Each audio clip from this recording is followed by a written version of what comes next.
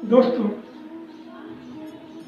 मैं कोई विद्वान नहीं, बहुत छोटा सा मनुष्य बनता हूँ, लेकिन सोचता हूँ कि जो भी मेरे पास जानकारियाँ हैं आपसे साझा कर आप तक पहुँचाऊँ। तो मैं यह कुछ बातों की चर्चा कर रहा हूँ। अगर आपको मेरी ये बातें अच्छी लगे तो कृपा कर मेरे YouTube श्री कृष्णा चैनल को सब्सक्राइब कर देंगे और हाँ, लाइक भी कर देंगे। अब जरा हम जो कहना चाहते हैं आपसे उन बातों पर आते हैं कि एक बात है, लोग कहते हैं कि मैं बड़ा सुख में हूँ, वह बड़ा सुख में है, वह बड़ा आनंद में है, लेकिन मैं यह नहीं समझता। सुख और आनंद एक दोनों अलग अलग चीज है।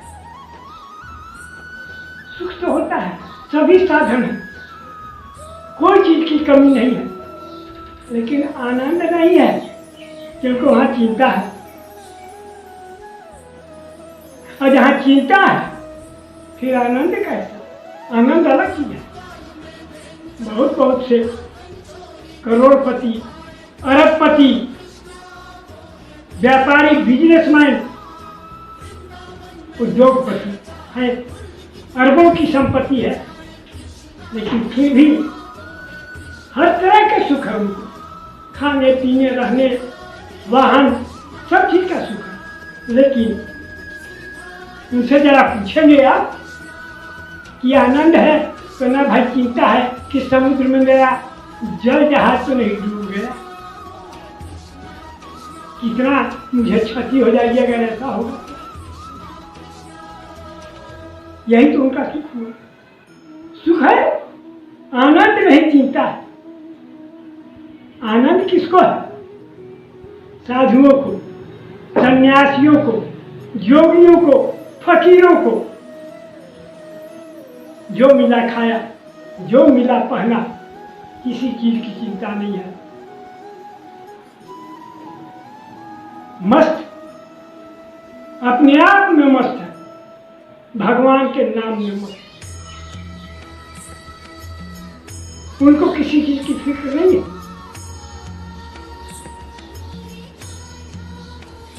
यही सुख और आनंद में अंतर मुझे आता है। अब जरा सा यह देखते हैं कितने लोगों का प्रश्न रहता है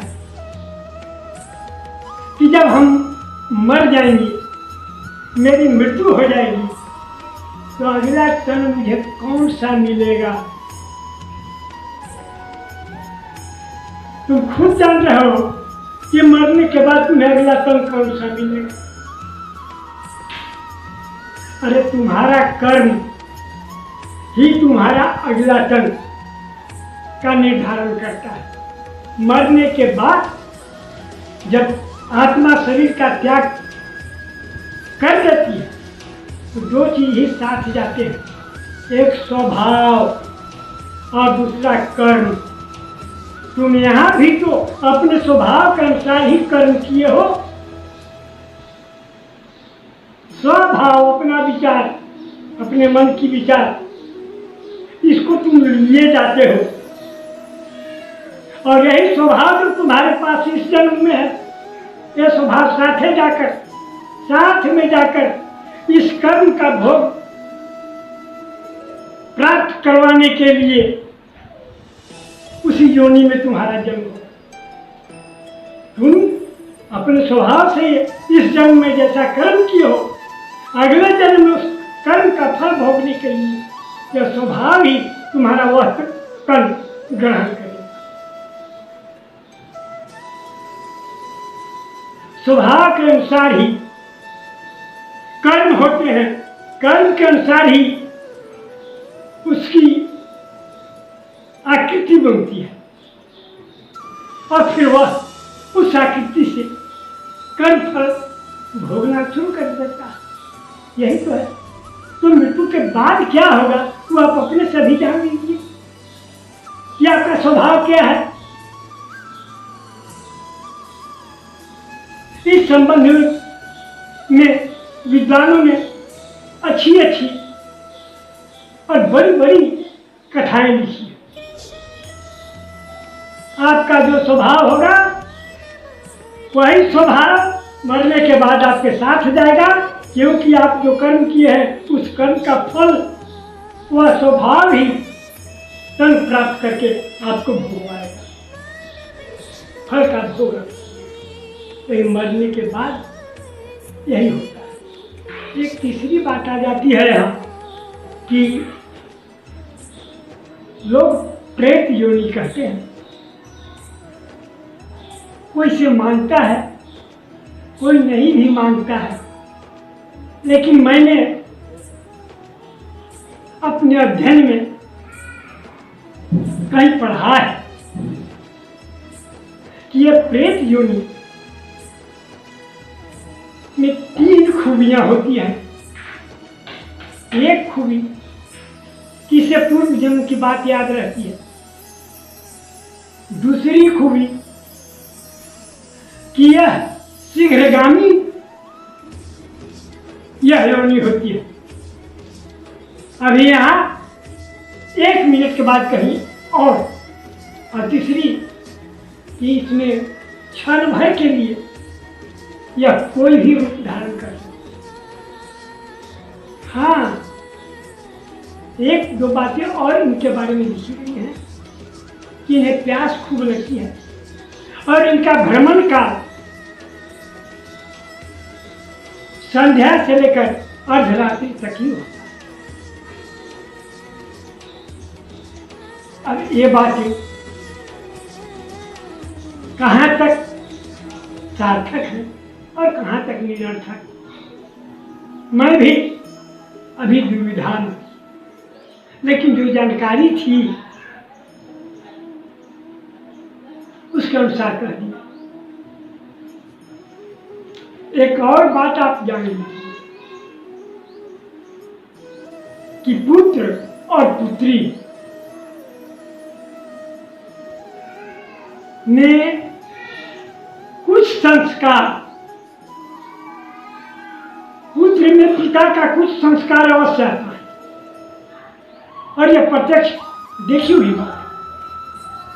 वो कितना भी पढ़ा लिखा रहेगा, लेकिन पिता का संस्कार अवश्य आएगा, और अनपढ़ भी रहेगा तब पर भी पिता का संस्कार।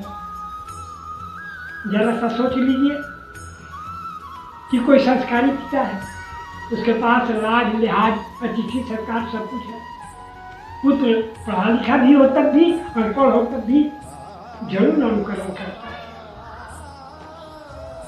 और इसी के जगह पर देख लीजिए, पुत्री में माता का संस्कार आता है। अगर किसी की माँ कलीन हो, झगड़ालू, पुत्री पढ़ी लिखी भी है तो माता का संस्कार आया, वो भी झगड़ा करने में थोड़ा 3.5 फीट आगे ही रहेगी। ये देखने की बात है। शायद प्रतिशत 1-2 इसका अपवाद हो सकते हैं, लेकिन 97, 98, 99% यही देखा जाए। इसके आधार पर यह कहना उचित ही होगा कि पिता में,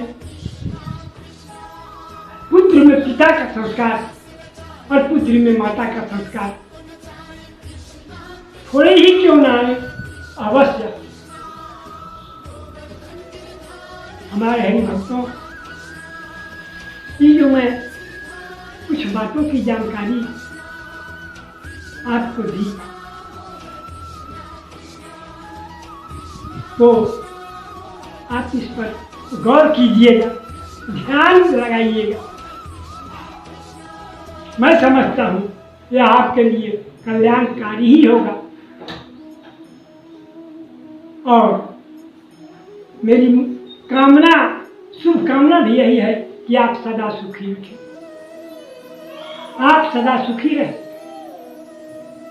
जय श्री राम।